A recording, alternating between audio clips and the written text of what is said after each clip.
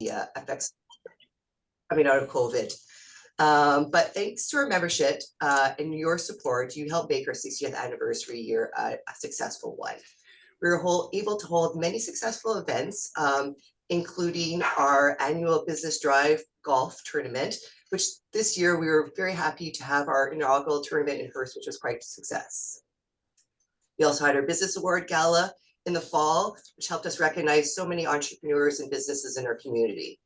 We also had our business directory, and the business directory helps get your information into the hands of tourism and tell them why they should come spend their money and their time in Northern Ontario. We also had our successful Find Rudolph campaign, which gets people into your businesses buying shop local. And of course, our Wish Book, which is always such a huge success that lets small merchants advertise on a bigger scale. Looking into 2023, we are hoping to continue our growth of membership with the success of our expanded Northern Corridor Chamber of Commerce. Thanks to our office staff, Donna and Blair, we have been able to grow our membership to over 240 members, including 80 from surrounding communities around Kapuskasing, all the way from Hearst, Smooth Rock Falls, Valrita, Hope-Azatica, Matisse, Strickland, Fauquier, Moonbeam. Yep. Hopefully I didn't forget anybody. I apologize if I do. That being said, we're looking forward to this year, continuing our golf tournaments, which this year, stay tuned for more details, but we are going to have a tournament style tour, which will involve all golf courses from Hearst, Kapuskasing, Smooth Rock Falls, and Moonbeam. And we're excited for our bag this year, and we're honored to partner with our main sponsor, CIBC, and I cannot thank them enough for their support. Again, I would like to thank you all for being here today. We will record this and post it on our Facebook and our website in the upcoming days so we can share it with our membership, because I'm sure they all want to hear what you have to say. Just want to take a quick moment to thank and welcome our 2023 Board of Directors for the Chamber of Commerce, including myself, Ann Parker, Jennifer Forte, Kevin Robichaud, Dave Larrabee, Nazir Carl, Melanie Veilleux, José Lebel, Guylaine Charard, and our newest members, Linda Shinsism and Matthew Rose Kane. Welcome to you all. Again, a sincere thank you to all of our sponsors, Baker Tilly, Ontario Northland, Kais Alliance, The Cool Motors, AGI Action Group Incorporated, Noel's Building Center, Innovations Construction, Collège Montréal, North 49 Power Sports. Before I hand things over to Melanie Veilleux, who will facilitate our panel today, just a quick reminder, you would have received an email last week to go online and vote for the AGM, which was unfortunately canceled due to the weather. So a friendly reminder, if you could please do that before the end of the week. So now, without further ado, I'd like to introduce Melanie Veilleux, who will be our facilitator for today's event. Salut tout le monde. Thanks for participating. So we're going to do this kind of bilingual. I'm assuming everybody does speak French and English, but just to make sure that everybody understands, you can speak in the language of your choice. Tu peux répondre comme que tu veux, mais je vais répéter les questions en anglais et en français pour que ça soit bien compris. We asked everybody to send a little something about their own communities, which will be sent by email. So please go have a look at that, because that's something that would have been presented at the AGM. So everybody is kind of sending what they want us to know about their communities, events, their projects. Everybody works so hard on those. So it's important to go see what our communities are up to, and that will be in your email. So let's get started. We do want this kind of to be interactive as well. So if you have any questions or comments, we're going to be following the comments, and then we can just kind of chat it out together. So it doesn't need to be so formal. So question one was about housing, retail space. Many communities have a community improvement plan, which is a tool where municipal planners and economic developers can work to develop policies and provide incentives targeting specific types of growth and investment to address housing needs and attract business development in either downtown cores or retail sectors. So we've asked you to share success stories or best practices that will showcase how your municipality is working towards promoting growth and investments. Les communautés ont un plan d'amélioration pour assurer le succès et la croissance des entreprises et de nos projets de développement économique. Pouvez-vous nous partager un ou plusieurs belles histoires de succès et vos méthodes de collaboration qui ont assuré la croissance et les investissements dans votre communauté? Je vais demander, question 1, je vais demander à Rémi Nollet de Moonbeam de répondre. Oui, sans problème. Je m'y attendais, mais en même temps, ça me surprend un peu aussi. Nous, on n'a pas de plan d'amélioration communautaire en ce moment, mais on est dans le travail de l'élaboration d'un plan communautaire. On devrait l'avoir d'ici le mois de juin 2023, donc on va l'avoir au courant des prochains mois, mais on y travaille présentement. Le plan d'amélioration communautaire pour Moonbeam est né essentiellement où l'idée est venue des entrepreneurs de Moonbeam dans le but essentiellement justement de pouvoir assurer une certaine stabilité pour leurs entreprises et également de pouvoir promouvoir le développement, l'expansion de leurs entreprises et des services également que la municipalité est capable d'offrir à ces entreprises-là pour assurer une certaine vitalité à ces entreprises-là. Par exemple, pour nous, on parle du développement de l'autoroute 11 et de l'autoroute 581 qui s'en va vers le lac Rémy. Donc, on est déjà dans des projets d'expansion de services pour ces deux tronçons-là, essentiellement de l'autoroute. Pour justement pouvoir permettre à plus d'entreprises de venir s'installer. On parle aussi d'acquisition de terres commerciales dans ce secteur de notre village essentiellement. Et tout ça va être accompagné d'un plan d'amélioration communautaire pour pouvoir avoir des incitatifs intéressants pour les entreprises de venir s'installer à Moonbeam et pour, bien évidemment, encore une fois, améliorer la rétention des entreprises et l'expansion des entreprises actuelles que nous avons. Parfait. Merci. C'est des gros projets. C'est certain que c'est à définir toujours puis à redéfinir quand les choses viennent. Merci. Including 80. So, let's get started. Je vais demander Okay. What was that?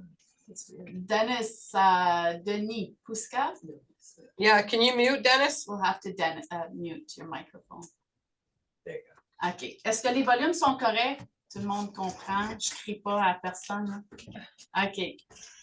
Mélissa, je te pose la question à toi aussi. Mélissa Larose de Hearst. Bien, bonjour tout le monde. Je vais commencer par m'introduire. Je suis Mélissa Larose, directrice des services de développement économique pour la ville de Hearst. Ça fait seulement 10 mois que je siège à ce nouveau poste. On s'entend que dans les dernières années, ça n'a pas été un poste qui était facile à combler justement par rapport à la COVID et tout ce qui en est venu suite à la COVID. Donc, je tenais tout de même à vous dire mon introduction pour me présenter. Pour ce qui est de la question pour le housing, évidemment, c'est une des grosses barrières que la ville de Hearst doit rencontrer en ce moment. On a lancé un RFP en février pour l'embauche d'un consultant pour l'élaboration d'un plan d'amélioration communautaire, donc un Growth CIP, qui va se pencher non seulement sur la pénurie de logements, mais aussi sur le manque de main-d'œuvre. Donc, juste par la raison pourquoi on croyait que les deux se jumelaient bien ensemble, on a décidé de les insérer les deux dans notre RFP. Présentement, on est encore dans le processus pour l'embauche du consultant. On est dans le début, donc ça devrait quand même se faire dans un avenir très rapproché. C'est un exercice qui est primordial, évidemment, pour le développement économique de notre région. Mais en ce moment, on le sait que c'est ce qui fait que ça nous limite beaucoup dans notre développement économique. Donc, avec le nouveau CIP qui va être lancé, on croit évidemment que il va y avoir beaucoup de retombées économiques une fois qu'on va être en mesure de lancer nos incitatifs, qui va faire en sorte qu'on va attirer des nouveaux citoyens, puis qu'on va être en mesure de rencontrer la pénurie de main-d'œuvre qui existe en ce moment, qui va permettre à nos entreprises de se développer davantage parce que là, présentement, ce qu'on entend, c'est qu'on est très limité en main-d'œuvre, donc les entreprises ne peuvent pas nécessairement grandir. Donc, on pense que les retombées vont être extrêmes à ce projet. Donc, on est très excités que c'est quand même en déroulement. On a aussi la création d'un groupe de travail municipal qui est spécifique et seulement sur le sujet du manque de logements qui existe à Hearst. Donc, ça, c'est constitué d'employés, des directeurs et aussi des conseillers municipaux. Donc, ça, c'est quelque chose qui va faire en sorte qu'on va vraiment s'attarder sur le sujet seulement du logement. Donc, le CIP va en faire partie, mais aussi, ça va déterminer qu'est-ce qu'on est en mesure d'offrir en tant que municipalité pour rencontrer ce manque. Donc, ça aussi, ça devrait être un super de beau projet. On avait un CIP industriel aussi, il est prêt, il est tout de même, il est au public, il est lancé, sauf que considérant le manque de logement, le manque de main-d'œuvre, comme que je vous ai mentionné plus tôt, on a cru que ce serait important de s'attarder plutôt à ce CIP-là. Puis par la suite, on va être en mesure de lancer le CIP industriel qui va permettre au développement des entreprises et des différentes industries. Donc ça, c'est un autre de nos CIP et un autre de nos projets qui est en cours. Et pour un CIP qui était déjà déployé dans les années précédentes, c'est celui de la route 11 et du secteur du centre-ville. Donc, c'était des incitatifs qui étaient offerts pour l'amélioration des façades, le remboursement d'une portion des frais pour les pancartes publicitaires. Donc, il y avait beaucoup d'incitatifs qui étaient offerts pour nos entreprises pour justement améliorer l'attraction de nos immeubles et des entreprises. Donc, ça, c'est seulement pour vous en nommer quelques-uns. Évidemment, c'est un dossier qu'on est rendu qu'on en rêve tellement qu'on a des idées puis qu'on essaie d'avancer dans le projet. Mais on est conscient qu'on n'est pas seulement la seule région qui vit cette réalité. Donc, je suis bien excitée de savoir aussi ce que les autres régions ont à offrir pour peut-être imiter, pas nécessairement exactement pour les mêmes, mais si on peut en venir à une solution régionale, je pense que ça serait bien. Merci, Melissa. Just to recap, that was a lot. Obviously, everybody's in the same boat, and it's kind of like the chicken and the egg thing, right? So everything is so important, but I think, as you mentioned, Melissa, the housing and trying to get people to come in to work is definitely before getting more work and more people, more jobs or trades.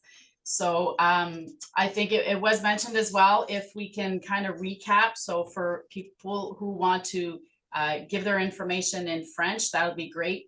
We can also include that maybe after, as everybody has kind of put their information together, we can share that in the emails that will be going through from the EGM.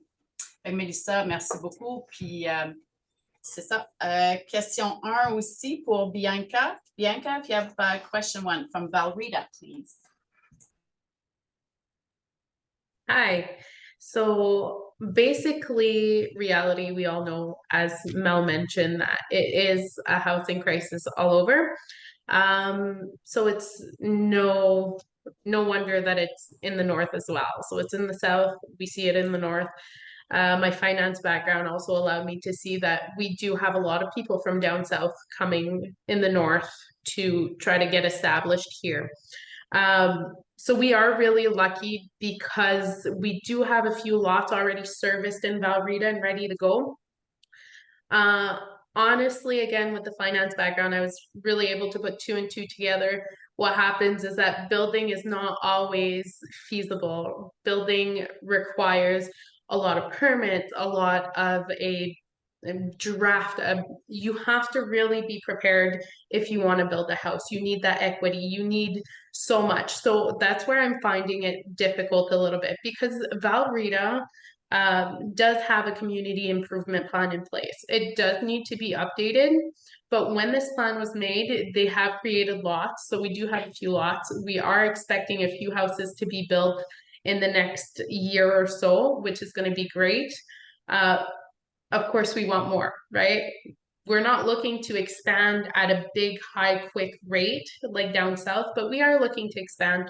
So with that being said, if anyone's looking to build, we do have lots. You can always contact me. But I think it is really great. And I would love to see our region kind of start talking a little bit more, like Melissa was saying, because we are all in the same boat. So I think if we can get the ball going all together, I think we need to stand up as a northern community and just kind of make things happen. Because down south, I don't know if you guys travel lots, but a subdivision could go up within 6 months. It's absolutely crazy. And we're not talking about 5 houses, we're talking about 500 houses.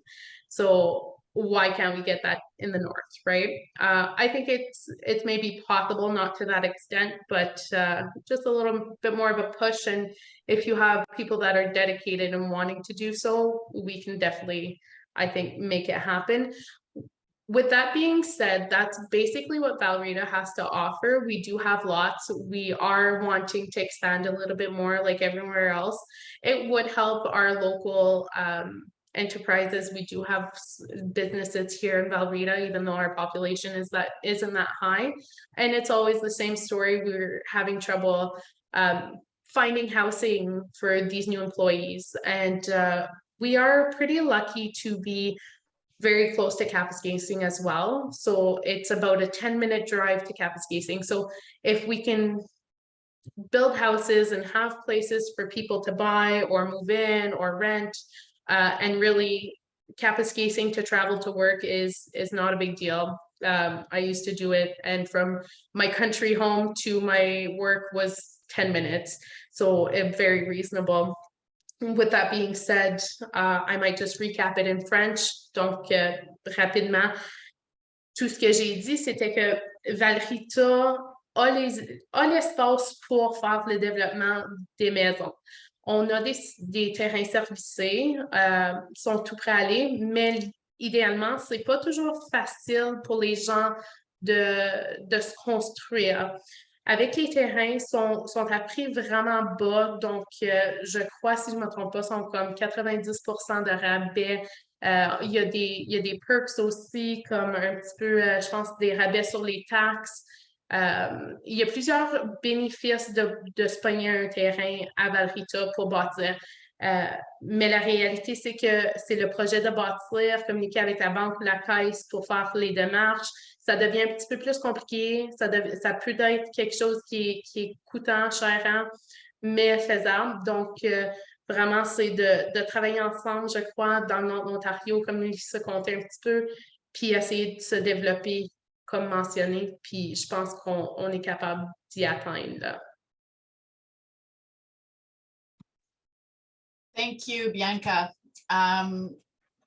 Oui, c'était des défis, puis ça va être le fun d'être capable de partager. It's so nice to see everybody together and wanting to share this information, because that's, like you guys said, that's going to make us much stronger and eliminate some trial and error if we can share our successes. Puis Paul Nadeau from Kapuskasing. Paul, if you can, briefly give us an idea of what your take is on question 1. For sure. Thank you very much. So my name is Paul Nadeau. I'm the General Manager of Energy and Economic Development for the town of Kapuskasing. Before I answer the question, I just want to congratulate the Chamber on all the hard work you do and the way that you represent our business community up north here. You're doing a really good job. So hats off to that. In terms of a CIP, so Kapuskasing is in the same boat as Moonbeam and Hearst, where we don't actually have a CIP in place. We are looking at establishing one within the next year. We have talked about it at council, and we are looking at allocating funds towards that project. But I kind of wanted to share some of the success stories that we've had over the last couple of years. So COVID really hit our area hard. A lot of people were out of work, but the upside of that is that we've seen a lot of migration up north, which reduced, our housing market's almost nil. We used to have an average in the region, I'm saying from Moonbeam to Smooth Rock, of about 30 to 40 houses on the market. Now we're down to anywhere between 10 and 15 houses. And I must say that Kapuskasing has been very blessed on having a lot of residential development over the last couple of years. The most notable success stories, things like La Résidence Jolie-Blais, which was a huge development by our hospital. They're now looking at doing a second phase of that this year. We've had the École Jeanne Mance, where it was converted to an old age housing facility. And then now they're also looking at doing a phase 2. We've had some housing developments on Gulf Street. They built a part of it last year. They're building another section this year. In terms of commercial development, we've seen things like the investments we've seen from Raxfin, North 49, the crematorium at the airport, Boom Apartments. I mean, they've been converting spaces all throughout the city. We have West Ouellet Asset Management that's been a huge player as well in our community, providing much needed residential for our residents. And also, on a different note, the way that the municipality has taken the approach to develop, commercial establishments, industrial establishments, we've also looked at public-private partnerships. So we formed one with North Star Air a few years ago at the airport, where they were looking for a base of operations. We partnered up with them. We were able to leverage the government funds, provide them with a brand new hangar. It was a $3 million investment from both the private and public sector. And that really created an incredible number of jobs for our community. It was supposed to be originally like a 4-person operation. They're up to like over 20 people now. And it also opened up a gateway to the north. So it gives us our business community access or a sort of gateway to get their products, from Kapuskasing up to northern communities. So that's basically the approach the town has taken in terms of, supporting business investment, supporting residential development. We really want to make sure that our residents are well taken care of, and that we're also open to accept new residents for the years to come.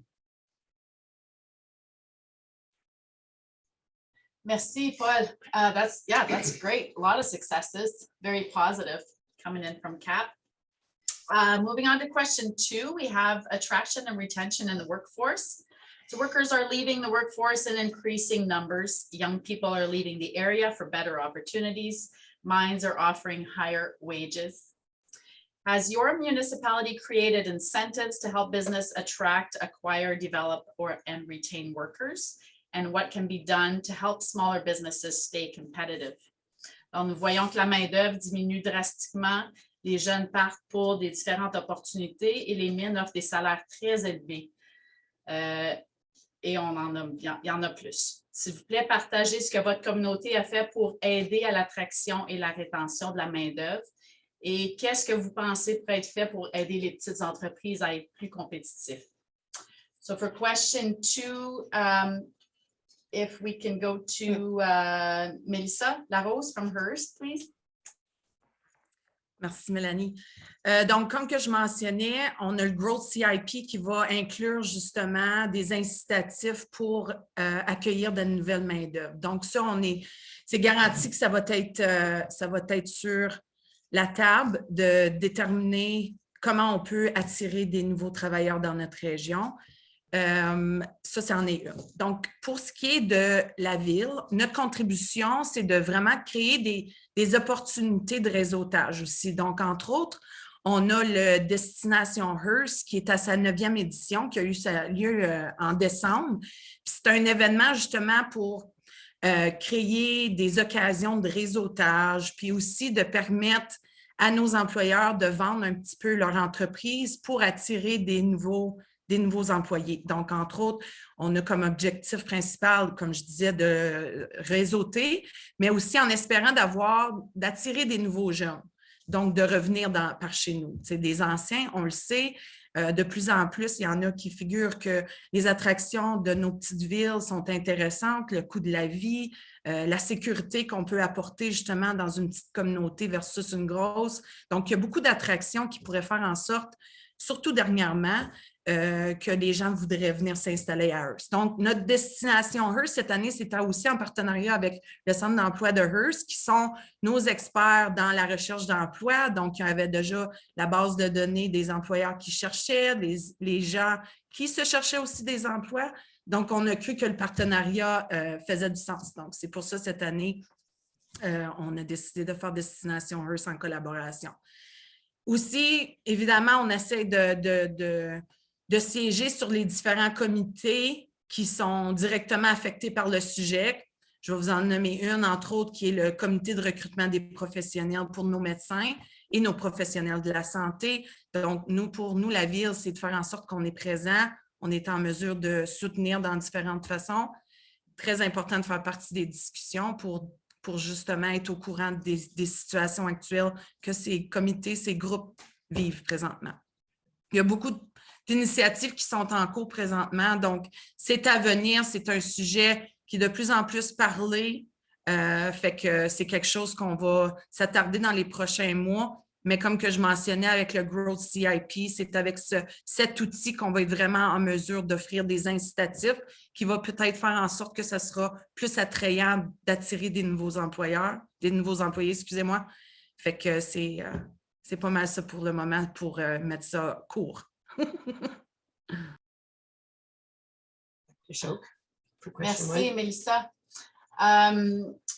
Jacques Dorval from Opazadica. Either question 1 or 2. Sorry, I skipped you there, but yeah, if you want to tell us a little bit about what you think about those two. OK, mais pour la question numéro 1, on a eu la chance dans les dernières années de travailler avec des SAB puis Ontario Priorities Initiative Fund. Puis on a mis quatre nouveaux logements dans notre ancienne école.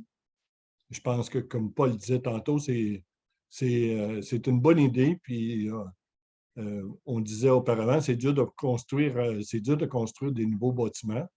Fait qu'on devrait peut-être porter, nous, ce qu'on a fait, on a utilisé notre vieille école, puis on a mis quatre logements pour des personnes à prix modique, pour des personnes, comme celle-là, c'est des personnes âgées qu'on a dedans. Les 4 sont loués, puis on a déjà une liste d'attente. Fait qu'on va être, comme certaines municipalités, on va être déjà à travailler sur phase 2. De nouveaux conseils, c'est une de nos priorités. On va regarder pour avoir des fonds pour voir peut-être si on peut bâtir d'autres logements. Parce qu'on n'a pas, comme Paul disait aussi tantôt, on avait beaucoup de maisons à vendre. Nous autres, on en avait au Psatika.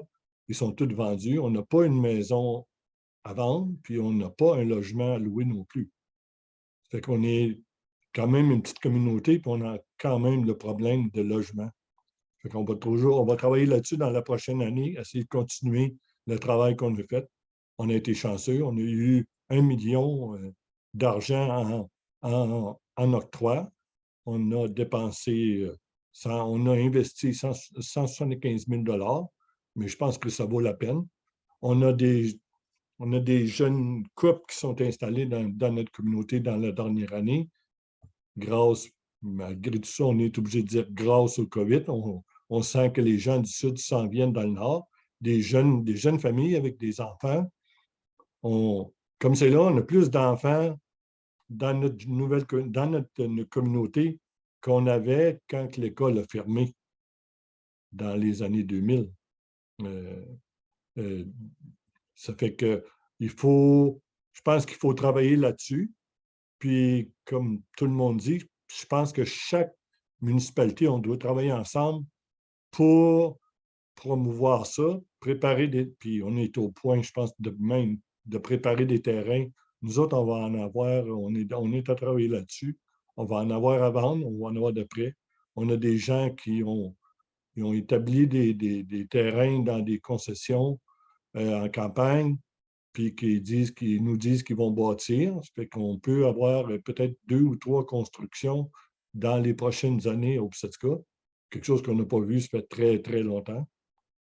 Fait que je pense qu'on doit, comme tout le monde dit, on doit promouvoir pas juste notre petite communauté, mais toute la région, parce que c'est en travaillant ensemble puis en faisant ce qu'on fait là aujourd'hui, voir on pense tous la même chose, puis c'est quoi nos besoins, puis c'est quoi des initiatives qu'on peut prendre pour puis peut-être se copier l'un l'autre pour s'aider.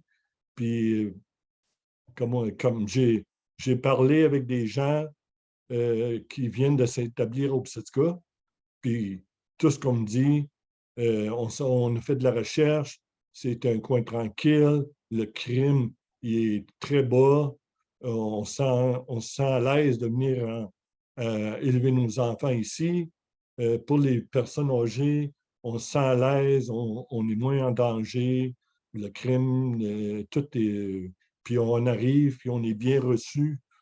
Fait que eux autres parlent de ça à leurs amis qui sont encore dans le sud, puis là, on envoie d'autres. On envoie d'autres. C'est même qu'on a vu les maisons. Les maisons se mettaient à vendre, puis 2 semaines après, 2-3 semaines après, ils étaient vendus. Puis avant ça, bien, une maison pouvait être à vendre au petit cas pendant 5-6 ans avant de vendre. Puis la plupart du temps, le monde vendait à rabais. Là, le monde a vendu à prix plus élevé qu'il demandait. Fait que il y a une amélioration, puis je pense qu'il y a un sentiment. Moi, je me dis qu'il y a un sentiment d'acheter des terrains puis de construire dans notre région. Puis c'est là qu'il faut aller, puis c'est là qu'il faut mettre l'emphase pour encourager les gens à le faire. Puis, ça va donner du travail à nos contracteurs de la région, puis ça va faire que notre région va aller mieux.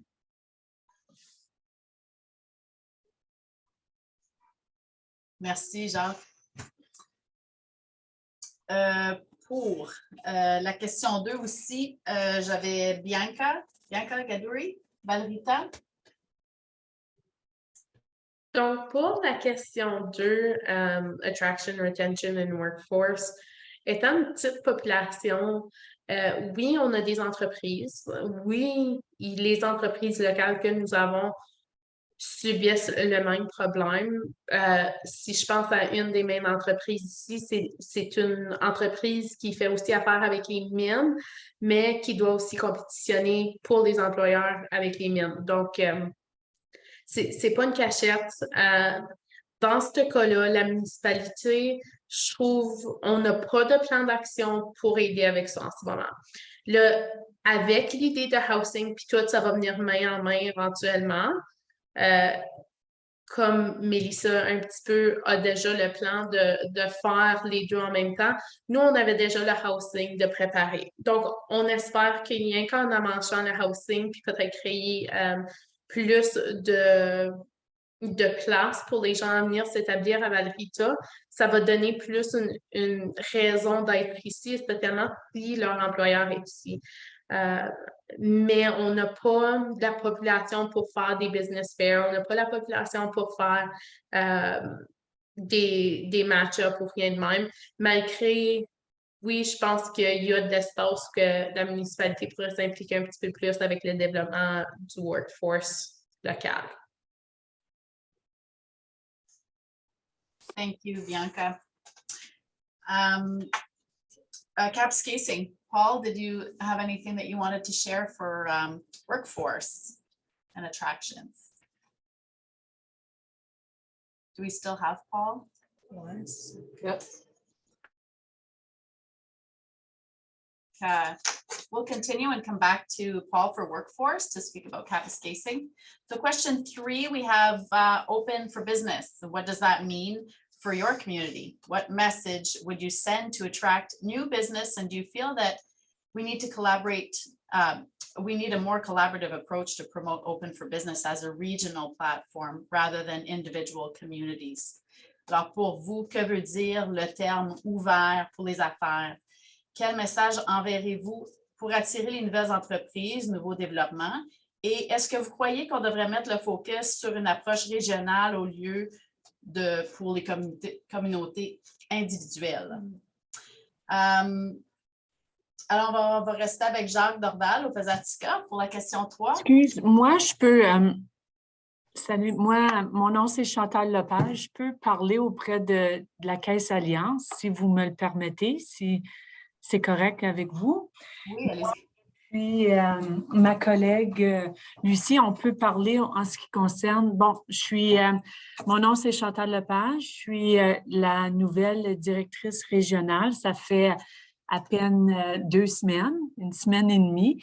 Donc, en ce qui concerne votre question, c'est très intéressant. Bravo. So, you guys are doing an awesome job. This is my first meeting. Great job. je veux parler un petit peu de la Caisse Alliance avec les connaissances que j'ai acquis à date là, dans les 2 dernières semaines. Si je peux partager un document par rapport à l'engagement communautaire, juste pour que vous puissiez voir. L'engagement, tu peux le partager? Donc, en ce qui concerne la différence positive, Dennis, the case is really, well, not just Dennis, the case is really, I'm going to share a document with you. You'll see it in French. I'll explain it in English. The case is really involved in the community. That's their main goal. C'est leur mission primaire, c'est l'engagement communautaire. Donc, in sponsorship, you'll have it shortly. It's in our mandate to contribute $50,000 a year. Donc, $50,000 in donation and sponsorships. And so I'll just wait until you can visually see it. Can you see the document? Yes. Est-ce que vous pouvez voir? Oui. OK. Donc, $50,000 in donations and sponsorship every year. So that's, and also there's $100,000 per year, which is called le Fonds de la Caisse. And that's for long-term initiatives. There's also the Truth and Reconciliation. Some words I can pronounce in English, some not so well. Donc, le Fonds de la vérité et la réconciliation, on s'engage à contribuer dans notre communauté, dans les communautés du Nord, environ $1,000 par année. Puis aussi maintenant, le Fonds vert qui est disponible, qui représente, which represents the Green Fund, which represents $50,000 a year. So you wanted proof of community involvement. I think positive community involvement. Je pense que ça, ce sont des exemples concrets comment que la Caisse Alliance essaye ou veut ou s'engage d'une façon positive dans chaque communauté. So that's our long-term community involvement. And as far as initiative for les formations, la Caisse Alliance, pour inciter les employés, je peux vous admettre que la Caisse Alliance maximise les médias sociaux. So maximizing the different platforms that are available. We offer training, on-hand training, and someone has, viens ici Lucie, viens avec moi. Elle va témoigner. Lucie, tu peux dire que notre recrutement, qu'est-ce qu'on fait? On va... Hein? Bonjour tout le monde, moi c'est Lucie Malo, je suis adjointe administrative à Chantal. Et pour appuyer ce que Chantal vient de dire, c'est que pour la Caisse Alliance maximise ses employés et aussi maximise dans le recrutement. Pour le recrutement, on a recruté des employés au niveau international afin qu'ils viennent dans notre région, apporter leurs connaissances et aussi apporter leur savoir-faire. So the Caisse Alliance is open-minded to international jobs, international opportunities, maximizing the different media forms. Puis je veux juste confirmer aussi, j'ai beaucoup aimé ce que Jacques, tu disais, de travailler en équipe. Puis Bianca l'a mentionné aussi, je crois, c'est le travail d'équipe pour favoriser le bien-être du nord de l'Ontario. C'est ce que les différents font, c'est ce que l'employé, c'est promouvoir notre ressource incroyable de vivre dans le nord. So we're very fortunate to live in Northern Ontario. And Jacques and Bianca had mentioned it, to just continue promoting that is amazing. Je peux juste ajouter une chose, et aussi au niveau des écoles, la Caisse Alliance offre des bourses à chaque année aux différentes écoles qui sont dans les régions de la Caisse Alliance, que ce soit du Nord et aussi du Nipissing. Il y a des bourses d'études qu'on offre aux étudiants pour le faire rester, je dirais pas comme le retenir, mais aussi pour le retenir dans la région dans le long terme. Et aussi, il y a la campagne de bourse étudiante d'une valeur de 5 000 $ qu'on offre aux étudiants qui vont poursuivre leurs études dans l'administration des affaires et dans des domaines connexes, et aussi qui vont poursuivre leurs études en francophone. So we're promoting education. So we're offering different bursaries for people that want to pursue. So that would be une initiative au niveau de la formation. La Caisse d'Alliance, not just for our employees, but for in all your communities, from Opaz, Valirta, Smooth Rock, in our region. That's another of our initiative en français. C'est ça. Perfect. Thank you, Chantal. It's very exciting to hear. We do have a lot of resources in each of our communities. I think that's the good thing about the Chamber of Commerce here is that as small businesses and businesses, we don't always have the time to go knock on your doors. So hopefully the Chamber can facilitate that. And that's all very positive. Thanks for sharing. So to get back to our panelists and for the question about being open for business and what that's doing for our communities, if we can go back to Jacques Dorval from Opasaska. OK. Nous autres, on est une petite municipalité. On a plus beaucoup de business. On a notre ferme de salade, puis on a la Caisse populaire qui est encore présente dans notre communauté.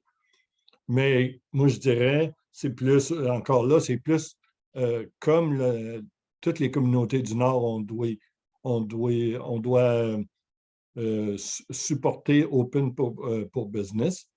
Puis on doit travailler ensemble, premièrement, comme municipalité, comme organisation dans la région. On devrait promouvoir l'achat local. Okay? Moi, je sais que je suis revenu comme maire, j'ai déjà été dans le passé, puis c'était une des premières choses que j'ai demandé aux conseillers, au conseil. J'ai dit, ce qu'on va faire dans les prochaines années, on va essayer de promouvoir l'achat local le plus possible pour essayer d'acheter des choses, dépenser l'argent qu'on reçoit de notre communauté puis du gouvernement de l'Ontario à promouvoir l'achat local. Puis ça, on va le faire si on se met toute la gang ensemble, bien, on va réussir à au moins aider les business de nos communautés de la région à survivre à tout ça. Puis, on sait que retenir des gens, retenir des employés, c'est compliqué. On vit avec les salaires qui sont énormes au prix de qu'est-ce qui est offert. J'étais dans l'industrie forestière pour 42 ans, puis on a toujours vécu avec ça. J'ai été dans des postes de direction en dernier. C'était de retenir nos jeunes.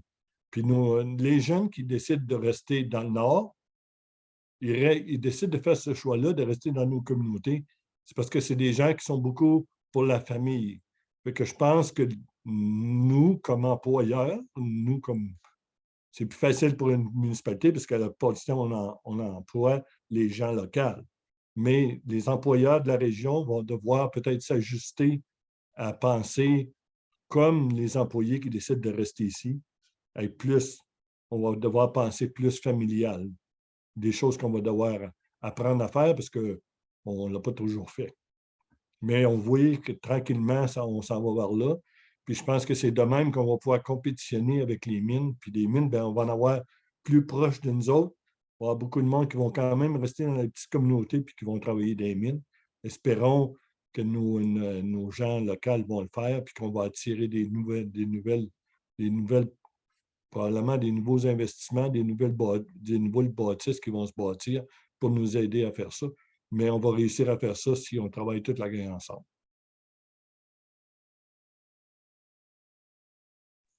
Thank you, Jacques. Question 3. How about Paul? Paul Nadeau from Kapuskasing. Yes, so thank you very much. Kapuskasing, if we start off with the term open for business, it has a very wide meaning. It's not necessarily having, that commercial space available for business to establish, but it's laying that foundation on how to attract and retain those people. Kapuskasing has taken sort of like a 4-step approach on looking at, the open for business. The first step would be like having an engaged, inclusive community. So that's part of our municipal strategic plan. So we want to make sure we have a welcoming community. So we want to make sure that people are welcome to come to Kapuskasing, that they feel welcome to do visit Kapuskasing, and then if they're coming in for a site selection or for an expansion or something, you want to make sure that your residents and your community members are proud of their community.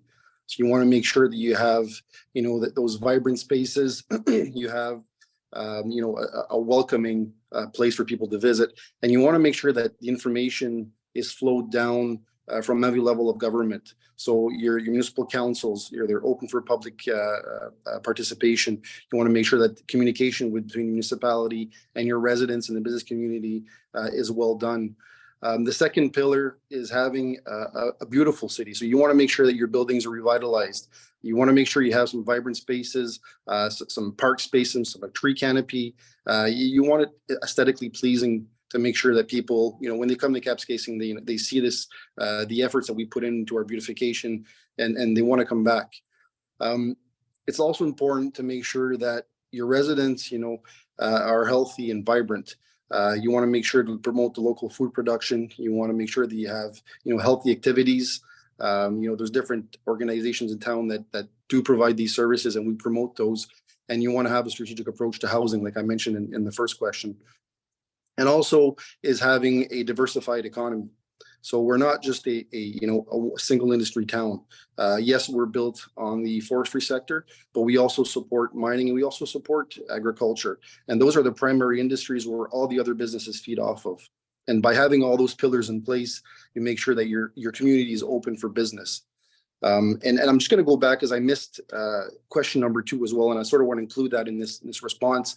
But there's several steps that municipalities can take to help business attract, acquire, develop, and retain workers, especially in the face of increasing competition from like the mining industry. One approach is to create incentives that encourage businesses to offer competitive wages, benefits, and working conditions. That can include like tax incentives, grants, or low interest loans from community partners. And also to help business invest in their workforce. Another strategy is to work with local schools, colleges, training programs to develop skilled workforce that's tailored to the needs of local businesses. So it includes providing funding for apprenticeships, internships, job training programs that can teach skills that are in high demand for the area. To help smaller businesses stay competitive, municipalities can also create business incubators, innovation hubs. We've done that before. When we had the experimental farm, we had a sort of a business incubator in there. At the Welcome Center, we have some office space available for home-based businesses that want to start expand but are not ready to invest into commercial space yet. It gives affordable office space, access technology, networking opportunities as well, especially with like the partners like the Chamber. There's all sorts of networking opportunities that can happen. Local governments can offer mentorship programs, technical assistance, and access to capital to help small businesses grow and to succeed. So in terms of the KEDC, we offer those services. So if people have questions about, establishing Kapuskasing, or keeping their business healthy, they can come see us. We can help them with different parts of their financial needs, their planning, their succession planning, and things like that. I think overall municipalities play a critical role in helping businesses attract, acquire, develop, and retain workers. By creating incentives, developing skilled workforce, and providing support for small businesses, we can help build a strong, resilient economy that benefits everyone in the community. And a prime example of that is the town of Kapuskasing establishing, the MAT tax a few years ago. The MAT tax is a tax on every hotel stay or every transient stay that we have in our community. And we take that money and we reinvest it into special activities to attract people to Kapuskasing. That supports, our shops, our restaurants, our hotels. And it also opens up people's minds to see what Kapuskasing is all about.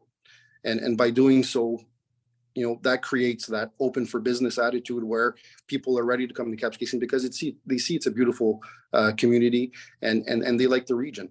So I think those are important roles that municipalities play in attracting and retention of workforce, and also establishing what the term open for business means. Perfect. Thank you, Paul. Again, so many successes and positive feedbacks. It's 11:30, so we're going to keep going along with our questions here. Question number 4, services offered. We, through COVID, it taught consumers and businesses to shop and sell online. So what incentives and resources do you have in place to help your businesses get people offline and back into their physical locations?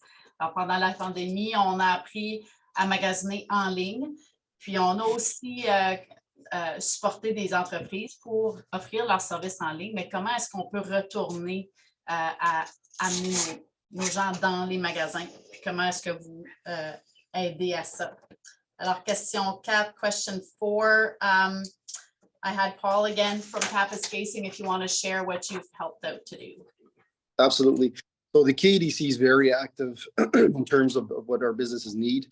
So we provide a variety of services to our business community. We do a lot of business planning. So business plans, we help them out. We provide the resources. We direct them to whatever resources they require. We do some succession planning, financial planning. We can do forecast models. We can build some financing plans. And we can also assist with, grants, long-term financing, project financing, expansions, and stuff like that. We also offer site selection services. So we have, an inventory of available sites, whether they be residential, commercial, industrial. So we can help with those as well. We've done some labor market studies, demographical studies, and also help with relocation services. So we offer all those services and have access to all the information that businesses need to make sure that they thrive and prosper. Thanks, Melissa. Melissa, as-tu quelque chose là-dessus from Hearst? Ben vraiment, non, j'avais pas rien à dire, sauf que je me permets de le dire pareil, parce que dernièrement, on a eu justement un forum pour les bailleurs de fonds. Donc, je vois que Coral est présente justement à la rencontre. C'était une occasion où ce que tous nos gens de la communauté pouvaient assister à une rencontre qui avait pour but de rencontrer nos bailleurs de fonds. Donc, on avait une dizaine d'organismes gouvernementaux qui offrent des subventions pour nos entreprises, que ce soit entreprises individuelles ou même nos organismes à but non lucratif. C'est un événement qui a eu lieu justement à notre centre touristique Gilles Gagnon, puis qui a eu un grand succès, puis que même c'est quelque chose qu'on anticipe à refaire et même faire en sorte qu'il y ait des suivis suite à cette rencontre. Peut-être avoir des rencontres plus par Zoom meeting comme qu'on fait présentement, qui va permettre aux gens de se plugger selon leur convenance et aussi rendre possible que ces enregistrements soient disponibles sur les sites web là, qui pourraient inciter le développement économique, mais aussi aider à nos organismes à but non lucratif de développer davantage leurs organismes. Donc, c'est de quoi que j'encourage fortement. De cette façon, on est en mesure de rapporter tous les gens concernés qui sont en mesure d'offrir des argents dans la même salle. Donc, pour les gens qui y ont participé, ça a été beaucoup d'informations, mais qui va porter fruit. Merci.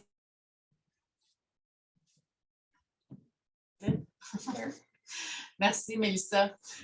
Just for a recap, yeah, I think Melissa was talking about a group meeting that you all had in Hearst with all the resources available to the businesses to exactly do what we need to do right now and get the funding necessary. So yes, keeping that going will be important, and to have those things available online would be a very good idea. Moving along, there was kind of a two-part to question 4. So as business owners age and want to retire, succession planning is becoming a major concern. What can municipalities do to ensure that these businesses stay open and continue operating? Alors, on remarque l'âge élevé de nos entrepreneurs et ceux qui veulent se retirer. Alors, comme municipalité, qu'est-ce qu'on peut faire pour assurer la succession? Rémi Nollet, Rémi from Moonbeam, anything to say about that? Oui, sure. L'idée essentiellement, puis je vais revenir un peu sur l'ensemble des questions qui ont été posée dernièrement. Là, ça fait depuis la première que je me suis pas lancé dans le chapeau, mais il y a plusieurs petits aspects qui sont importants, je trouve. Puis pour moi, une des grandes solutions ou une des grandes approches à avoir par rapport à ça, c'est le développement du sentiment d'appartenance communautaire. Le fait, puis je parle un peu avec la question 4, le fait de ramener les gens back offline, puis back dans les magasins, que ce soit d'assurer la succession des entreprises, etc. C'est le monde, il faut qu'ils apprennent à se redécouvrir, réapprennent à se connaître. On est aussi, puis je pense que Marie-Josée l'a mis dans le chat, mais il y a aussi, depuis quelques années, la venue de beaucoup de nouveaux arrivants également dans notre région. Et il faut, bien évidemment, les intégrer, mais il faut également que la communauté réapprenne à se connaître et à se familiariser les uns avec les autres par l'entremise de différentes activités, par l'entremise d'initiatives communautaires ou quoi que ce soit. Mais, puis Paul l'a mentionné un peu aussi dans sa réponse, je pense, à la question numéro 3, mais il faut qu'il y ait ce sentiment de fierté communautaire-là. Il faut que les gens arrivent ici puis qu'ils voient la beauté de la communauté, ce que la communauté a à offrir. Et pour ça, il faut que les gens soient fiers également, qu'ils démontrent cette fierté communautaire-là. Et c'est ça, essentiellement, qui va un peu attirer. Veux pas. Moi, j'ai vécu à Toronto pendant 10 ans avant de redéménager dans le Nord. Ça fait tout moins d'1 an. Moi et Mélissa, on a un peu commencé à travailler en même temps. Puis c'est ça qui nous attire. Veux pas. Oui, OK, je suis originaire de Mataize, fait que je connais la région, mais veux pas, c'est la qualité de vie qu'on n'a pas quand on habite les grands centres urbains, les grandes villes comme Toronto ou quoi que ce soit, qu'on veut chercher à revenir par chez nous. Donc, on veut cette qualité de vie. Donc, nous, il faut brander cette qualité de vie-là. Il faut la faire connaître, cette qualité de vie-là. Puis, souvent, veux pas, ça vient avec l'illusion du picture perfect, de l'espace nature qu'on a à offrir, des grands espaces, on fait de la motoneige, du bateau. C'est ça un peu que l'on cherche à offrir, que l'on veut également offrir, mais qu'il faut s'assurer de bien le développer. Puis malheureusement, ce n'est pas nécessairement quelque chose qui est toujours là, puis qu'on brande de la bonne façon ou on a la bonne approche par rapport à ça. Comme je dis, moi puis Mélissa, on a un peu commencé à travailler en même temps, puis ça fait depuis since day one, probablement, puis Mel, elle va pouvoir vous le confirmer, qu'on n'arrête pas de dire, puis j'en ai parlé avec Paul, puis Bianca aussi, puis tu sais, l'idée il faut avoir une approche régionale. Pendant trop longtemps, on était des silos individuels. Hearst faisait Hearst, Cap faisait Cap, Valetta faisait Valetta, Opaz, Mataize, Mounbi. Puis, pas qu'on était en compétition les uns contre les autres, mais on faisait vraiment nos propres initiatives en disant, mais qu'est-ce qu'on peut développer dans nos villes à nous autres, au lieu de le voir comme un tout, comme la région. Puis ça, oui, il y a nos villes, nos villages qu'il faut qui apprennent à recollaborer ensemble. Puis il y a une ouverture, ça, je vais vous le dire, tous mes collègues au développement économique, on est ouvert à vouloir travailler ensemble. Il faut trouver les opportunités de le faire, mais on est ouvert à travailler ensemble. Mais il y a aussi le fait que le gouvernement provincial, nos élus aussi, ou peu importe, ne rendent pas la tâche facile par rapport à la division des régions. Tu sais, on parle souvent du corridor de la 11, de Hearst à Smith Rock Falls, Cochrane, peu importe, mais veut pas, les divisions des départements et des ministères ne sont pas nécessairement toujours faites comme ça. Fait que c'est pas toujours évident de collaborer à ce niveau-là, par exemple, comme au niveau du tourisme. Hearst et Cap Moonbeam, pour nous autres, par exemple, on n'est pas dans la même région touristique, mais on veut collaborer au niveau du tourisme, mais on n'a pas nécessairement toujours les mêmes personnes ressources ou quoi que ce soit, ce qui rend essentiellement tout ça un peu difficile. Je reviens à la question rapidement au niveau du fait qu'on veut avoir une succession pour nos entreprises. On veut s'assurer que nos entreprises soient là. C'est sûr que le fait d'avoir des logements, c'est une priorité. C'est quelque chose qui est difficile. C'est un défi pour tout le Canada. Je veux dire, nos villes et nos villages vont se retrouver dans le même défi. On a des terrains qui sont disponibles, qui sont servicés, qui sont prêts à être là, mais effectivement, l'idée, c'est qu'il faut voir tout ça comme un tout et pas juste, OK, mais on va bâtir, tu sais, c'est pas juste build it and it will come nécessairement. Comme je dis, il y a un branding communautaire qu'il faut qu'il soit fait, selon moi, pour attirer ces gens-là.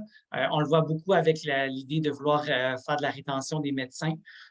C'est bien beau qu'on leur offre des maisons, qu'on leur offre plein d'incentives, d'incitatifs pour les encourager à être ici. Est-ce qu'ils vont nécessairement plus rester ici? Certains oui, la plupart non. Donc, tu sais, il y a quand même quelque chose, il y a un package deal qu'il faut offrir, puis ça vient, je crois, beaucoup avec brander la qualité de vie puis le sentiment d'appartenance communautaire. Puis pour nous, c'est sûr qu'à Moonbeam aussi, ce qui est important, c'est we have to be investment ready. Ça, j'en parle beaucoup depuis que je suis arrivé. Pour nous, ça a été beaucoup un manque au niveau des bases de données, de collecter les données des besoins de la communauté, de ce que l'on a d'accessible. Paul parlait tantôt du Land Inventory qui existe. C'est d'avoir tous ces mécanismes-là en place et de partager essentiellement ces succès-là, ces bases de données-là, de partager les plateformes qu'on utilise pour pouvoir collecter ces informations-là pour qu'on puisse le faire, bien évidemment, plus efficacement pour l'ensemble de la région. Puis, veut pas, en développement économique, notre plus grand outil, notre plus grand atout, c'est le réseautage. C'est les connexions qu'on fait, c'est les gens qu'on connaît. Je pense que l'équipe de développement économique, on a appris à se connaître beaucoup dans les derniers temps. Puis c'est d'avoir ces liens-là, ces connexions-là avec les bonnes personnes. Mélissa parle un peu avec Coral, entre autres, au niveau des bailleurs de fonds, mais c'est à sa plus grande échelle. Plus qu'on est capable de faire ces liens-là, plus qu'on connaît notre monde, plus qu'on est capable essentiellement d'assurer une bonne rétention de ces gens-là, assurer une bonne succession des entreprises pour voir la valeur que les entreprises ont pour aller s'assurer que les gens vont fréquenter ces entreprises-là et non pas là online parce qu'on ramène tout vers le sentiment d'appartenance communautaire. Je pense que ça fait longtemps que je vais arrêter là. Je pense que pour moi, c'est un bon point. Thanks, Remy.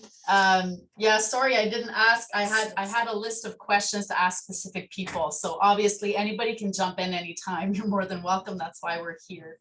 A question did pop up in the chat. Curious to know, how are you working with schools and school boards to ensure that the proper skills are being developed for our region? Très bonne question. Je lance ça, c'est ouvert à n'importe qui. Je peux peut-être répondre. Désolée, ma caméra ne marche pas bien. Là, j'ai de la difficulté avec mon ordi, ça fait une couple de jours.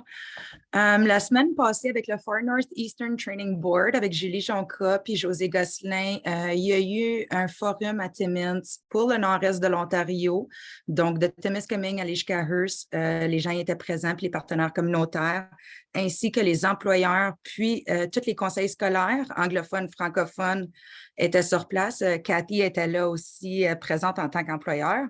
Puis, on a vraiment partagé différentes stratégies, puis il y a eu plusieurs discussions à ce sujet. Donc, il y a des stratégies mises en place, il y a eu des discussions de partage. Pour ceux qui sont intéressés, si vous voulez mettre votre adresse courriel dans le chat, je peux vous envoyer le recap du forum que j'ai dans mes courriels à partir du Far North Eastern Training Board. Ça s'est tout déroulé à Timmins la semaine passée.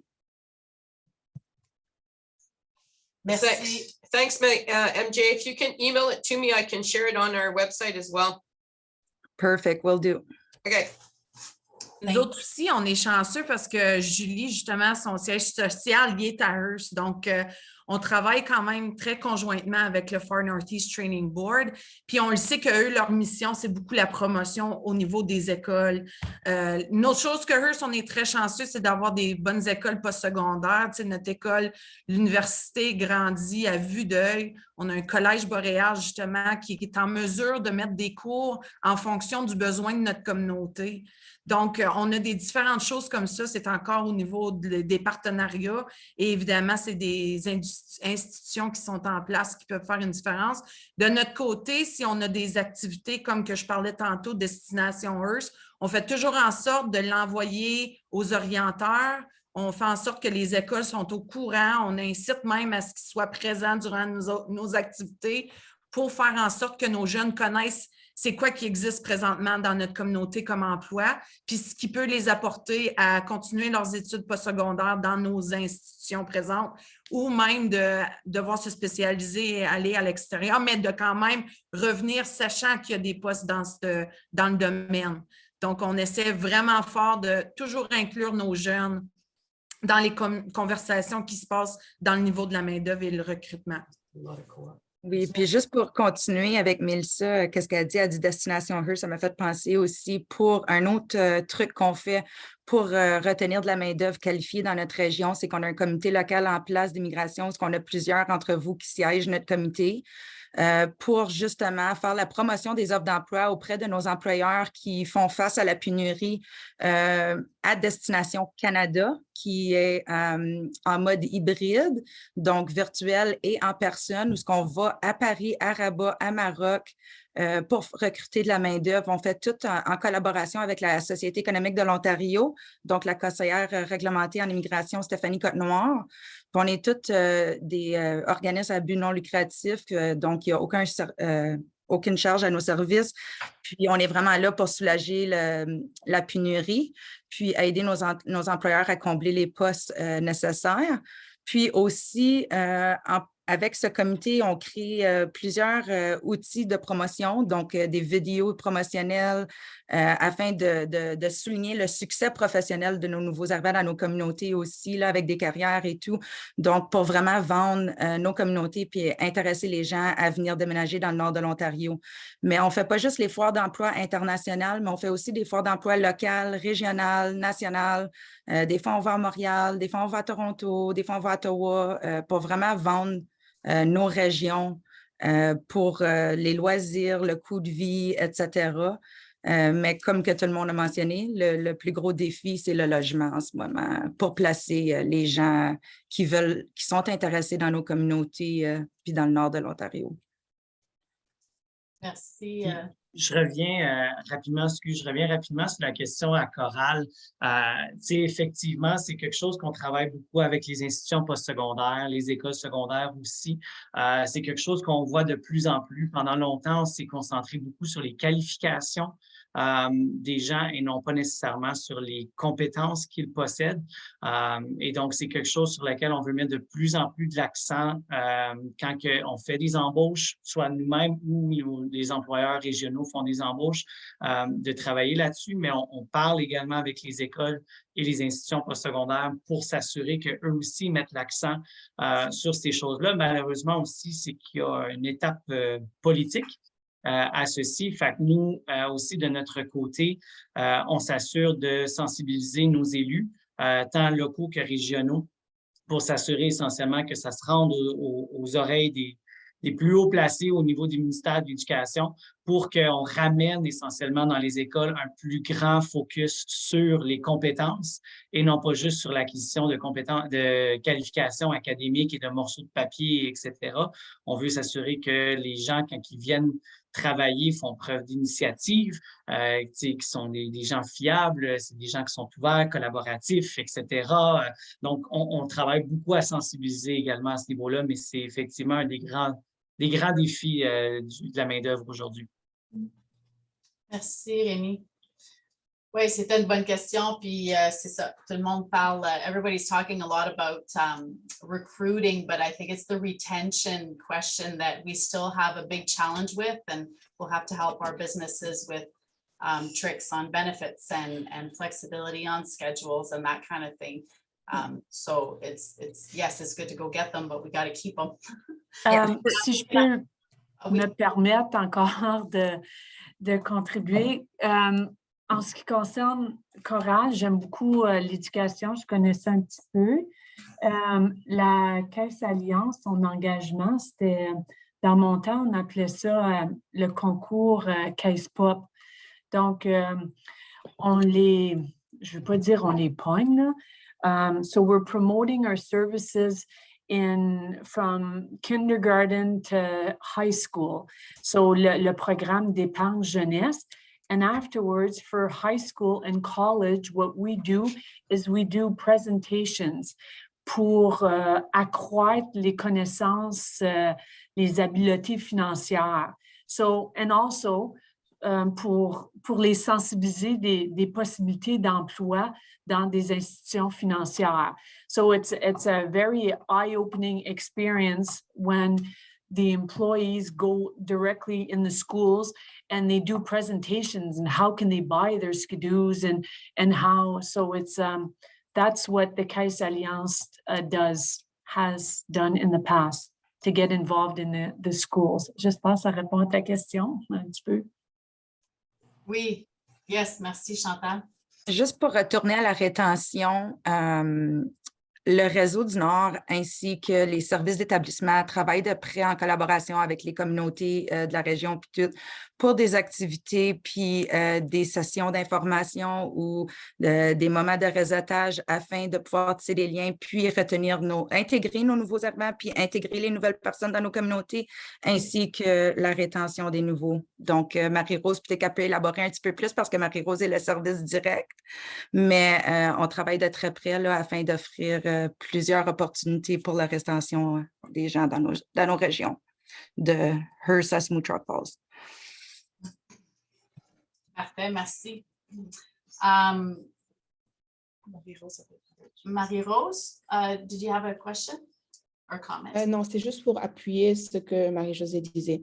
So, comme elle dit, on aide beaucoup les nouveaux arrivants, mais le plus difficile, c'est le point des appartements, le point du logement. Vous êtes déjà venu dessus et c'est bien de voir que vous essayez d'améliorer justement ce point. Et c'est ça qui va faciliter les nouveaux arrivants et les entreprises justement à avoir la main-d'œuvre qu'il faut. Parce que je pense sans appartement, c'est pas possible qu'ils viennent. C'est le problème qu'on a parce qu'il y en a beaucoup qui viennent, mais on n'arrive pas à les loger. Et où il y en a qui veulent venir, on a du mal à leur trouver des appartements. Donc, je pense que les différentes communautés se donnent à fond pour pouvoir régler ce problème-là. Et je pense que c'est un cercle. Donc, une fois que ce problème sera réglé, le problème du manque de main-d'œuvre sera réglé. Et puis, parce que Marie-Josée et moi, on est vraiment là pour aider les nouveaux arrivants à trouver de l'emploi, pour aider les entreprises à avoir les personnes qualifiées qu'il faut au poste qu'il faut. Et c'est juste pour pouvoir faciliter le développement de nos différentes communautés, en fait. Donc, j'apprécie vraiment le geste que chacune des communautés essaye de faire ou fait justement pour améliorer tout ça. Merci, Marie-Rose. Thank you. Just to try and quickly recap in English, I think everybody's working really hard to share with the education services, the banks, any resources available. I think what we're hearing the most too with everybody is everybody's willing and able and capable and excited to work together and to try and get away, like Remy was saying, to work, you know, independently in these silos and instead as the corridor, which is another plug for our new Chamber of Commerce. I think that's really what everybody needed, and it's really nice to see that that's really coming out in everything that everybody is saying. So thank you for that. So I have one last question for tourism. And it is 10 to 12. So we'll try and wrap it up before lunch for everybody. So for tourism is a vital part of the area's economy. This was made very clear since the COVID pandemic. What are you doing to attract visitors to existing local attractions? And what are you doing to attract visitors to the area, like festivals, music, or events? La pandémie nous a démontré l'importance du tourisme pour l'économie de nos régions. Que faites-vous pour attirer les visiteurs dans vos festivals, événements, musique et sport? So I'm going to send the question number 5. We've got Rémi. Nolette, Moonbeam? Oui. Oui, donc, nous autres à Moonbeam, c'est sûr que le tourisme, c'est vraiment la grande ligne directrice de notre économie comparativement à d'autres villes et villages autour. Je pense que pour nous, en tout cas, c'est le focus qu'on s'est mis dessus pour le développement économique, ayant beaucoup d'installations naturelles, dont le lac Rémy qui attire beaucoup de gens. Nous, la population de Moonbeam a triple pendant l'été, juste grâce à tous nos terrains de camping, les lacs, les chalets, etc. Donc, c'est sûr que pour nous, c'est quelque chose qui est très pertinent. On en parlait un peu tantôt. Je pense qu'encore une fois, c'est d'avoir une approche collaborative, avoir une approche régionale à ce développement-là. C'est quelque chose qu'on a déjà discuté avec Paul, avec Mélissa, entre autres, pour ceci. C'est quelque chose sur laquelle on travaille beaucoup avec les entrepreneurs pour développer aussi des entreprises à vocation touristique dans la région pour s'assurer essentiellement qu'on répond à un besoin au niveau des touristes. Mais comme j'ai dit, tout ça doit d'abord et avant tout passer par du data collection, d'aller chercher de l'information, d'aller chercher tout ceci. Je pense que c'est quelque chose sur laquelle on a manqué beaucoup dans les dernières années. On a quelques informations ici et là, mais ce n'est pas quelque chose que l'on fait de manière systématique, d'aller consulter, d'aller chercher des données, d'aller chercher d'informations qui viennent prouver et soutenir essentiellement les initiatives de développement que l'on veut faire.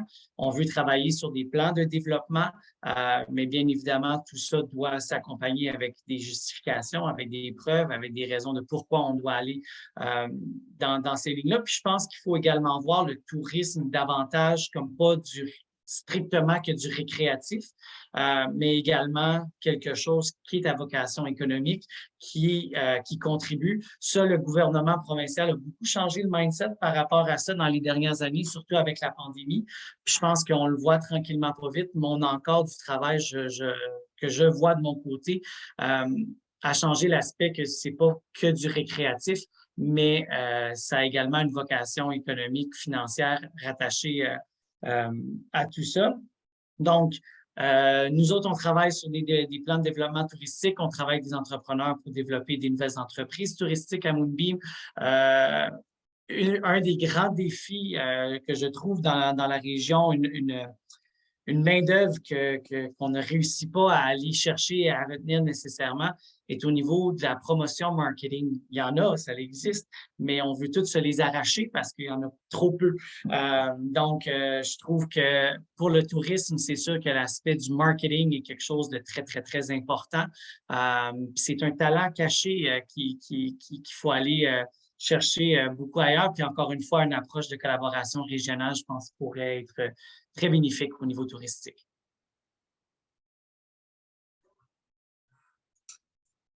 Thank you, Rémi.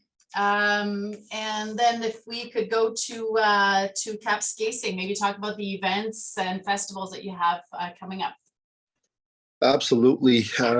If you don't mind, I'll just keep my camera off. I'm having some connectivity issues. But I talked earlier about the MAT tax that Kapuskasing implemented a few years ago. And what's that given us is the opportunity or the funds available to hire a tourism special events coordinator. So last year in May, we hired Kelly Karabi, and she got straight to work. She organized her first event last summer, which was a Cap Craze. It was sort of like a party in Riverside Park, and it was a huge success. And it sort of paved the way for us going forward. We just wanted to get something out there. Since COVID, we haven't really been active. So we wanted to make sure we had an activity for our residents and tourists. Building on, we moved and started working on our tourism plan. Last summer, we engaged a consultant to start working on our tourism plan, where we are in the final stages of developing our new tourism website that will be launched probably in June this year. With that comes with a whole bunch of tools to help tourism operators market their product, and also to help promote our hotels in the region. In the wintertime, it was sort of a quick put together, but Kelly was able to organize our big winter festival that included, community partners from throughout the region. We had a whole week worth of activities, including people like the Legion, the Rotary Club, and different community partners, the Centre des Loisirs. It was a huge success. And then moving into our summer programming, we are looking at doing the second iteration of the Cap Craze, which will be the Cap Craze Country Fest and Demolition Derby, which will be hosted in the last week of July. We're planning a weekend of activities. There's going to be demolition derby during the day. There's going to be concerts at night. There's going to be a kids play zone during the day and a whole bunch of vendors there as well. So we're really putting a lot of emphasis on, the tourism aspect. And what that does is it brings more people to Kapuskasing, like I mentioned earlier, to discover our community and also to reinvest into our shops, our restaurants, in our hotels. Thank you. Thank you, Paul. And I guess I had Melissa as well for Hearst. Tell us about everything that's going to go on this summer. Je suis vraiment contente de répondre à cette question-là parce que ça me permet de mettre une plug sur notre 100e anniversaire de Hearst. Donc, cette année, c'est pas une cachette, on a une semaine de retrouvailles entre le 3 et le 9 août qui réserve vraiment une semaine remplie d'activités avec beaucoup de diversité. Donc, évidemment, on était censé de faire notre semaine des retrouvailles l'an passé. Au lieu, on a décidé, on va continuer de fêter le 100e, mais on va plutôt au niveau des restrictions suite à la COVID pour justement faire en sorte que tout était finalisé puis qu'on pouvait garantir que nos activités aient lieu. La semaine des retrouvailles est donc prévue pour cette année. On considère, on s'attend à avoir quand même beaucoup d'anciens résidents, aussi des touristes, des visiteurs qui vont profiter durant cette semaine.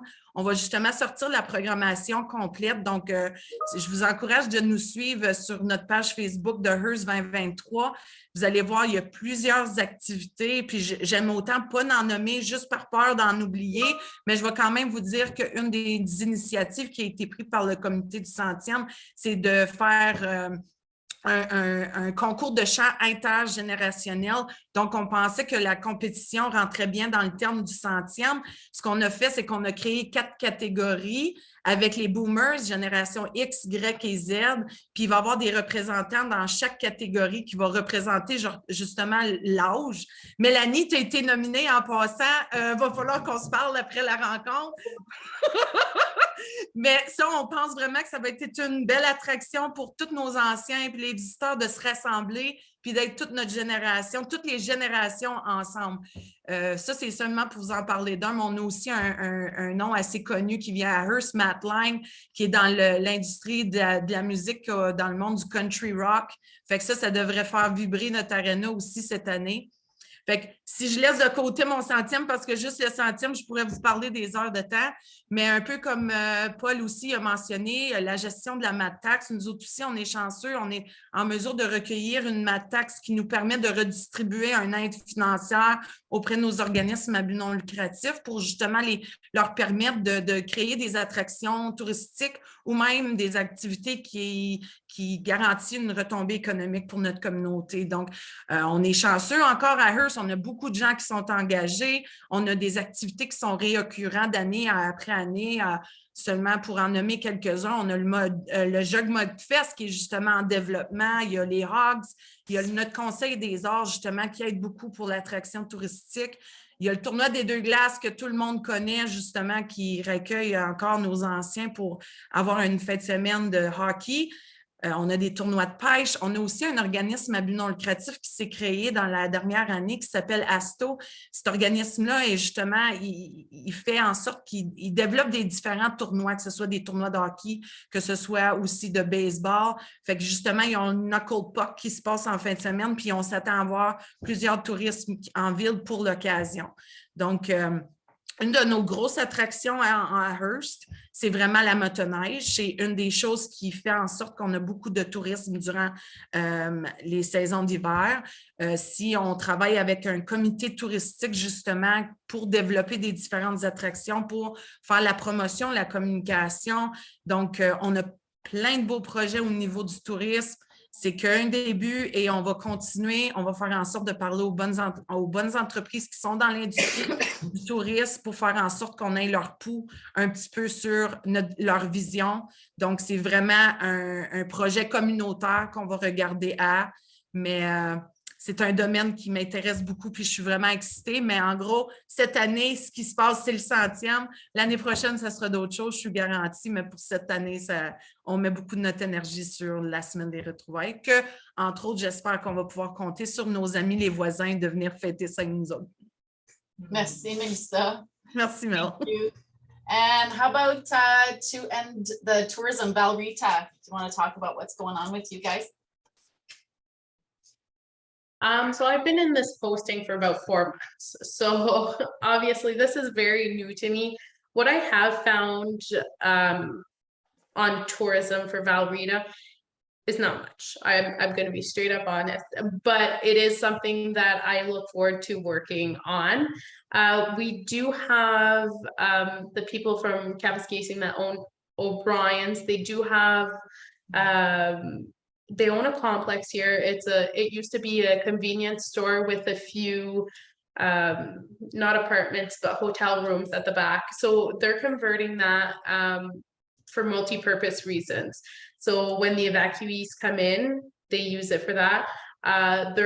They also created a new section to that park to accommodate more people, which is great. So tourism-wise, municipality, we're not really touching it right now. We do want to eventually, but as for development towards that, there is something being done. Wintertime, I believe the plans is to make it an Airbnb for people who pass by with ski-doos on their way to Hearst, on their way to Moonbeam. I am usually one of them that'll go for lunch in Hearst just because we can, right? So definitely wintertime, just trying to figure out what we can do summertime as well. We do have a summer program for the kids, which is great, but nothing bringing kids from the exterior out in. So definitely something we want to start looking into as well. We did also switch our establishment. So they used to be located somewhere else, and we took the school, the old Valrita school that was sadly closed down a few years ago, and it is now our community center. So here we find the gym where you can rent. We have a community hub, the library. We have a big backyard fenced in with a playground, a basketball court. So really just kind of, it might not be a priority right now, but it's something that's always in the back of my mind. So I think we're concentrating a little bit more on housing right now. Once we have that a little bit more established and on the move or where we want it to be, I'm definitely going to be starting to integrate tourism in there as well. Perfect. Thank you, Bianca. Well, it's noon, so maybe we can wrap up. Is there anybody here that wants to say one last word for the group? I'd like to maybe say one last word if I've got a few minutes here. We talked about collaboration and then we all realize that collaboration between municipalities is key, especially because we have so much to offer. But I think we also talked about each of us developing our own CIPs, but I think it's important for everyone around the table to start thinking on a regional strategy. So we need a regional improvement plan where we can lay the foundation framework to help maximize all of our region's assets. All of our municipalities have unique offerings. It's up to us as leaders in our fields to make sure that we maximize those assets and we show what everybody means by the true Northern Ontario. I totally agree, Paul. We're hoping to develop like with EDCs every 6 to 8 weeks, a meeting that we can, get together and kind of streamline and share information. So we're all in the loop of what's happening in each of the communities along the corridor. So that's an initiative the chamber wants to move forward with. So I'll be touch basing with all of you shortly. Yes, please make sure we're included. Yeah. Kathy, you wanna? Great. Nope, there's nothing else. I just want to thank you guys once again on behalf of the Chamber of Commerce for your time. So much information, so much great to see so many great ideas and the want and interest in collaborating and putting all our great minds together in the sole purpose of making the North truly prosperous. I think we've got a lot of great resources. I think there's a great future, especially with the talent in all of our international students and how we can keep them in the North would be a bright future for us. So once again, on behalf of the Chamber of Commerce and our sponsors, thank you for your time today. Thank you, everybody. Everybody had kind of prepared answers to your questions. If you could maybe send that back and we'll make sure to translate everything. I'm sorry for a question of time. It was really hard to recap and make sure that everything was in English as well. So we want to make sure that that is available to everybody. So if you could send that, that'd be appreciated, and we'll make sure that all these great ideas are shared with everybody in English and in French.